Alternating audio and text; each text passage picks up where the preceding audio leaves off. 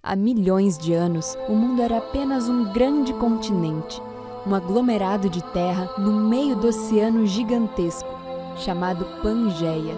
Toda aquela porção de terra se fragmentou lentamente, resultando no formato dos continentes que conhecemos nos dias de hoje. Era a natureza prevendo um hábito que seria muito comum entre os seres humanos: a divisão territorial. Desde o início da humanidade, o homem busca por abrigo, busca se cercar para proteger sua prole e demarcar seu espaço. Esse sentimento se apresenta como um instinto, uma necessidade, presente desde o nascimento de nossa espécie. Ao mesmo tempo em que a civilização se desenvolvia, suas divisões se fortaleciam. Com a formação das primeiras cidades, vieram grandes portões, muralhas, muros, que cercavam a população em busca de proteção. Mas de que a humanidade tanto se protegia? Os homens temiam a si mesmos, suas próprias guerras e batalhas, que assolavam povos de fora e os afastavam das metrópoles emuralhadas. A sociedade evoluía. Descobertas surgiam e cada vez mais fronteiras eram criadas. Essas delimitações não se resumiam apenas em uma separação de território. Eram ferramentas para segregar e apartar populações. Essas cercas nortearam a história mundial. Instigaram desigualdades e privaram minorias. Entre guerras, revoluções, tragédias e perdas, os muros continuavam ali presentes. Não somente barreiras físicas, mas ideológicas, com marcas políticas e sociais indestrutíveis. Até quando se criou o mito de uma sociedade globalizada, mais próxima, sem fronteiras, uma só, os muros continuaram nos cercando, nos países, nas cidades, nas casas. A ilusão de que ainda havia como reverter o sentimento de segregação mundial e desigualdade não foi o suficiente para o fim desse comportamento humano. Mesmo na atualidade, eclodem no mundo inteiro movimentos para a criação de barreiras que visam a partição de nações e uma materialização de fronteiras existentes na imaginação política e ideológica de governos, acabando com qualquer discurso de uma sociedade sem fronteiras, segregando populações, escancarando a desigualdade existente em escala global. E não precisa ir muito longe para ver esses muros.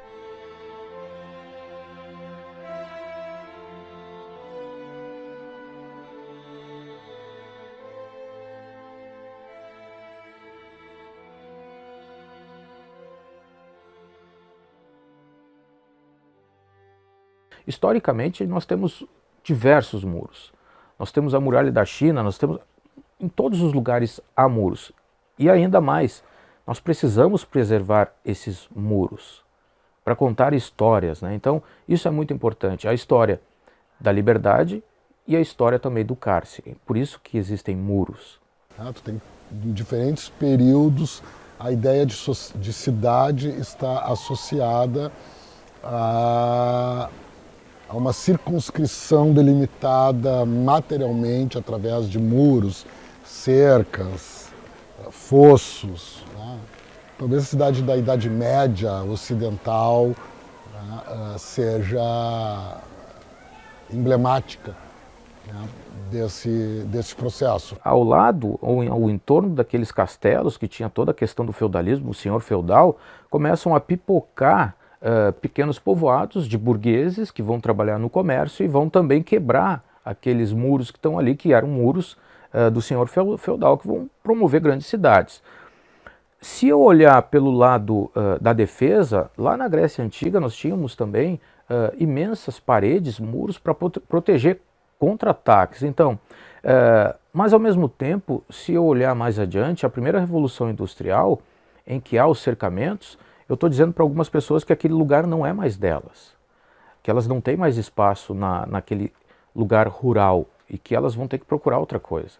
Então, esse cercamento ele é limitador, sim, até mesmo na proporção da cidade. Tem os dois movimentos em relação ao cercamento e eles estão articulados em última instância. Né? A proteção do externo, do estrangeiro, do desconhecido e o controle sobre o que se passa no espaço interno. O Brasil tem um território hoje que eu também posso dizer quem entra e quem não entra. Então, esses limites que o muro impõe, ele nunca vai deixar de ser um limite político, um limite de dizer quem vai entrar, quem pode entrar e o que eu quero desse que vai entrar aqui. Porque ao mesmo tempo que eu falo em globalização, de não territórios, de eu poder circular pelo mundo, alguns países se impõem e colocam politicamente possibilidades de dizer não. Não, eu não quero aqui nesse país mexicanos, brasileiros, eu não quero... Não, mas por que europeus conseguem entrar tranquilamente nos Estados Unidos? Por que canadenses entram até mesmo sem visto nos Estados Unidos da América? Mexicanos não. Brasileiros também não. Sul-americanos também não. Então essas barreiras são uma imposição extremamente econômica e política, o tempo todo.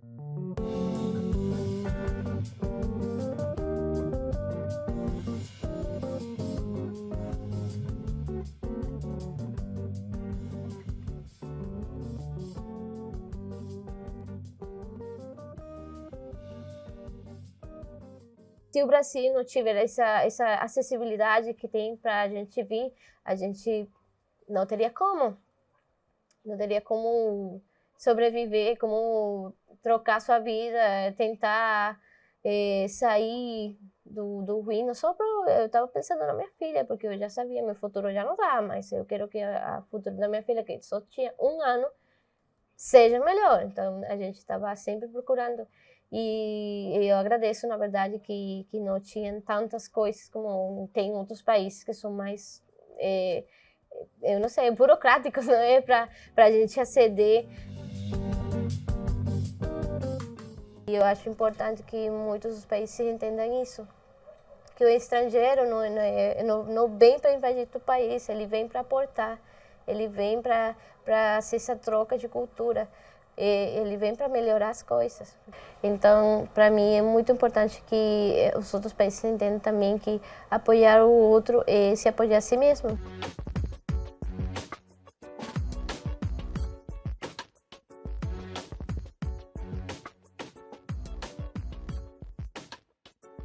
O grafite, ele é urbano, assim, ele é rua, né? A comunicação dele é urbana, então é necessário estar na rua.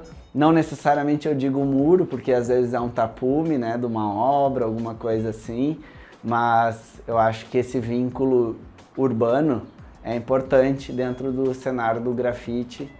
E daí do muralismo também né, nasce também um pouco dessa cultura da arte pública, se consolida com os muralistas mexicanos, onde eles querem, acima de tudo, tornar aquela arte menos elitista, então é uma forma de educar, tá? Colocar os murais que contam histórias na rua, então é a mais democrática das artes, né? De cada lugar que eu pinto eu procuro entender o que eu vou fazer, o que funciona no local. Inclusive uma jornalista uma vez escreveu sobre o meu trabalho me caracterizando como um muralista contextual, e eu adotei isso porque realmente essa questão do contexto, assim, eu acho sempre importante também, de pelo menos procurar entender o local onde eu vou pintar, né?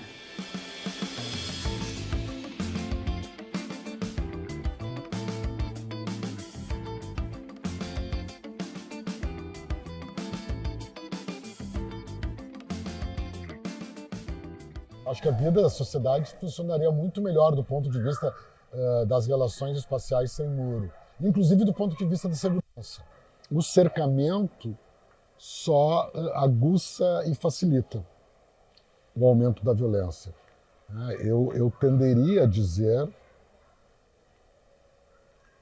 que o cercamento produz mais violência do que a falta de cercamento. Agora é óbvio, se tu deixa só a tua casa entre um conjunto de propriedades cercadas, a tua vai estar correndo mais risco. Tem que trocar a mentalidade, aqui o mundo tá se virando, tá cambiando, e essas coisas que para mim é uma coisa arcaica, velha, de fechar a porta para os estrangeiros, fechar a porta para as coisas novas, para mim não dá.